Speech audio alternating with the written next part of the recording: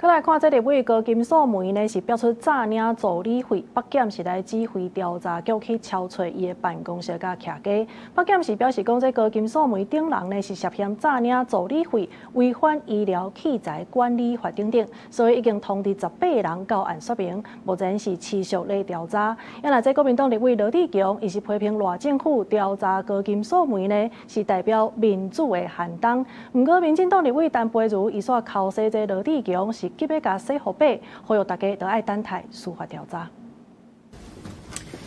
目前侦办的方向是什么？面对媒体的问题，点点唔讲话。北检早早透早9点半大阵进入无党籍立委高金素梅的立法院办公室。高金素梅传出助理费风波，技术用人头涉嫌诈领助理费。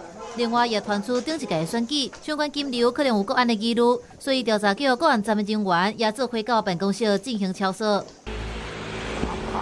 北检分真济路，唔那敲索办公室，透早先到伊伫阳明山的徛家。北检证实有对高金素梅敲索，不过无方便说明。而且我们很久没联络了。含高金素梅熟悉真久，李丰源坦白讲，两人真久无联络啊。国民党的立委罗志强是批评赖政权敲索高金素梅，民主的寒冬来啊。台湾民主在赖清德的手上已经是完全的不演了，现在是动了高金素梅，下一个又要动谁？我还是希望司法应该在捍卫公平正义的底线，不应该成为执政者打压异己的工具。不过，小花声讲，司法无应该真做执政者打压无共立场的工具。针对罗志强直接讲是政治迫害，另外立委反击，若无做唔到代志，是安怎就去甲伊辩解？如果没有犯法，为什么急着出来漂白？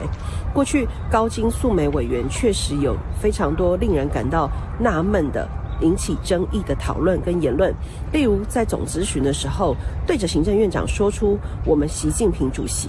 高金素梅互带回去调查局国安站约谈，立法院表示，检方按照往例来通知，立法院派人陪同配合，对案情是无了解。不过根据中华民国宪法征收条文，立委除了现行权以外，在会议当中袂使甲伊掠，还是拘禁。若准检方要掠，还是声押高金素梅，要经过立法院许可。